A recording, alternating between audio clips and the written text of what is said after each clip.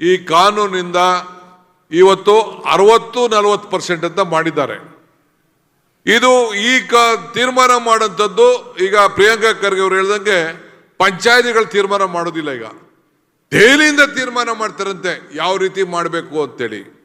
So ಇದಕ್ಕೆ ಮುಂದಕ್ಕೆ BJP ರಾಜ್ಯದ ಸರ್ಕಾರಗಳಲ್ಲೂ ಕೂಡ ಯಾವ ಕಾರಣಕ್ಕೂ ಇದನ್ನ ಅನುಷ್ಠಾನ ತರಲಿಕ್ಕೆ ಸಾಧ್ಯ ಇಲ್ಲ. ನಾನು ಹೇಳ್ತೀನಿ, ಅವ್ರು ಎಷ್ಟೇ ಪ್ರಯೋಗ ಮಾಡಲಿ, ಈಗಾಗಲೇ ಚಂದ್ರಬಾಬು ನಾಯ್ಡು ಅವರು ಇದು ಸಾಧ್ಯ ಇಲ್ಲ ಅನ್ನೋದು ಕೂಡ ಈಗಾಗಲೇ ಅವರು ಹೇಳಿದ್ದಾರೆ ಅಂತ ಎಲ್ಲೋ ನಾನು ಮಾಧ್ಯಮದಲ್ಲಿ ನಾನು ಇದನ್ನ ಗಮನಿಸಿದ್ದೆ. ನಾನು ಇವತ್ತು ಇದನ್ನ 90% ವೇಜಸ್ ಅನ್ನ ಅವರೇ ಕೊಡ್ತಾ ಇದ್ರು.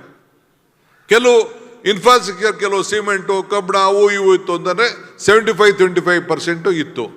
ಈಗ ಅದನ್ನ 60-40 ಅಂತ ಮಾಡಿ 125 ದಿನಕ್ಕೆ ಅಂತ ಹೇರಿಸಿದ್ದಾರೆ.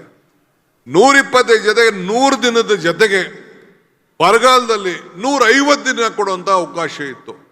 ಕೋವಿಡ್ ಅಲ್ಲಿ 50 ದಿನ ಎಕ್ಸ್ಟ್ರಾ ಕೊಡುವಂತ ಅವಕಾಶ ಇತ್ತು. ಅದು ಯಾವುದು ಕೂಡ ಅವರು ಮಾಡಲಿಲ್ಲ. ಅದಲ್ಲದೆ ಮಹಾತ್ಮ ಗಾಂಧೀಜಿ ಅವರ ಹೆಸರನ್ನ ನಾವು ಇಟ್ಟಿದ್ದು. ಅವರು ಮಹಾತ್ಮ ಗಾಂಧಿ ಹೆಸರು ಇಟ್ಬಿಟ್ಟು ಅದನ್ನ ಬೇರೆ ಅದು ಸ್ಕೀಮೇ ಹೋಯ್ತು ಬಿಡಿ. ಸ್ಕೀಮ್ ಯಾವ ಕಾರಣಕ್ಕೂ ಬರ್ಲಿಕ್ಕೆ ಸಾಧ್ಯ ಇಲ್ಲ. 1 ಕೋಟಿ ರೂಪಾಯಿಂದ 2 ಕೋಟಿ ರೂಪಾಯಿ ಕೆಲಸ ಒಂದು ಪಂಚಾಯತಿಯಲ್ಲಿ ಹೋಯ್ತು ಅಂತಂದ್ರೆ ಇನ್ನು ಪಂಚಾಯತಿ ಮೆಂಬರ್ಗಳಿಗೆ ಏನ್ ಕೆಲಸ ಇದೆ ಅನ್ನೋದು ನೀವೆಲ್ಲ ಜನಪ್ರತಿನಿಧಿಗಳಿದ್ದೀರಿ, ಬ್ಲಾಕ್ ಪ್ರೆಸಿಡೆಂಟ್ಗಳಿದ್ದೀರಿ, ಎಲೆಕ್ಷನ್ ನಿಂತವರಿದ್ದೀರಿ, ಕೆಲವರು MLAಗಳಿದ್ದೀರಿ, ಮಂತ್ರಿಗಳಿದ್ದೀರಿ. ತಾವು ಆಲೋಚನೆ ಮಾಡಿ. ನನ್ನ ಕ್ಷೇತ್ರದಲ್ಲಿ ನಿಮಗೆ ಉದಾಹರಣೆ, ನಾನು ಇಲ್ಲೇ ನನ್ನ ತಮ್ಮ ಸುರೇಶ್ ಇಲ್ಲಿ ಕೂತಿದ್ದಾನೆ. ಒಂದು 200ಕ್ಕೂ ಹೆಚ್ಚು ಕೋಟಿ ರೂಪಾಯಿ ಒಂದು ವರ್ಷದಲ್ಲೇ ಕೆಲಸ ಮಾಡ್ದು. ಒಂದು ವರ್ಷದಲ್ಲಿ ಸುಮಾರು 56,000 ಜನರ ಮನೆಗೆ ದನದ ಕೊಟ್ಟಿಗೆ ಕೊಟ್ಟು, ಸುಮಾರು 50,000 ರೂಪಾಯಿ ಒಂದೊಂದು ದನದ ಕೊಟ್ಟಿಗೆ ಅವರೇ ನೀವು ಮಾಡ್ಕೊಳ್ಳಿ ಅಂತೇಳಿ ಕೊಟ್ಟು, ಇಂಗು ಗುಂಡಿ ಕೊಟ್ಟು ಸುಮಾರು 200-300 ಕೋಟಿ ರೂಪಾಯಿ ಆಗಿದೆ ಅಂತೇಳಿ ಏನೋ DK ಶಿವಕುಮಾರ್ ಏನೋ ದುಡ್ಡು ಹೊಡೆದ್ಬಿಟ್ಟಿದ್ದಾನೆ ಇಲ್ಲಿ ಅಂತೇಳಿ ಏನು ನನ್ನ ಮೇಲೆ ಏನು ದೊಡ್ಡ ತನಿಖೆ ಎಲ್ಲ ಮಾಡಿಸಿದ್ರು. 10 ಟೀಮ್ ಬಂತು. ನಾವು ಅರ್ಕಾವತಿ ಜಲಾಶಯ, ಅರ್ಕಾವತಿ ನದಿಗೆ ಒಂದು 10 ಚೆಕ್ ಡ್ಯಾಮ್ ಕಟ್ಟಿದ್ದೀವಿ, 100 ಚೆಕ್ ಡ್ಯಾಮ್ಗಳು ಕಟ್ಟಿದ್ದೀವಿ, ಹಾಸ್ಟೆಲ್ಗಳು ಕಟ್ಟಿದ್ದೀವಿ, ಬಿಲ್ಡಿಂಗ್ ಕಟ್ಟಿದ್ದೀವಿ, ಪಂಚಾಯತಿ ಆಫೀಸ್ ಕಟ್ಟಿದ್ದೀವಿ, ಸ್ಕೂಲ್ ರೂಮ್ ಕಟ್ಟಿದ್ದೀವಿ, ಪ್ಲೇ ಗ್ರೌಂಡ್ ಮಾಡಿದ್ದೀವಿ, ಪಾರ್ಕ್ ಮಾಡಿದ್ದೀವಿ, ಏನೆಲ್ಲ ಇದು ರೋಡ್ಗಳಲ್ಲದೆ ಈ ಚರಂಡಿಗಳು ಮಾಡಿದ್ದೀವಿ, ಏನೆಲ್ಲ ಅವಕಾಶ ಇತ್ತು ಎಲ್ಲ ಕೆಲಸ ಮಾಡಿದ್ದೀವಿ. ಕೊನೆಗೆ 10 ಟೀಮ್ ಬಂದು ನೋಡಿ ನಾವು ಕ್ರಿಯೇಟ್ ಮಾಡಿರೋಂಥ ಇನ್ಫ್ರಾಸ್ಟ್ರಕ್ಚರು ಪ್ರತಿಯೊಂದು ಚೆಕ್ ಮಾಡಿ ಇಡೀ ದೇಶದಲ್ಲೇ ಭಾರತದಲ್ಲಿ ನಂಬರ್ 1 ತಾಲೂಕು ಅಂತೇಳಿ ಕರೆದು ಸರ್ಟಿಫಿಕೇಟ್ಗಳನ್ನ ಕೊಟ್ಟರು. ನನ್ಗೆ ಕೊಡ್ಬೇಕಾಯ್ತದೆ ಅಂತೇಳಿ ಕೊನೆಗೆ ನಮ್ಮ ತಾಲೂಕ್ ಪಂಚಾಯತಿ ಅಧ್ಯಕ್ಷರ ಕರೆದು ಕೊಟ್ಟರು. ಬಹಳ ಸಂತೋಷ, ಏನು ತೊಂದರೆ ಇಲ್ಲ. ನಾನು ಅದನ್ನ ಅನೇಕ ಪಂಚಾಯತಿಗಳಿಗೆ ತಿಳಿಸ್ತು.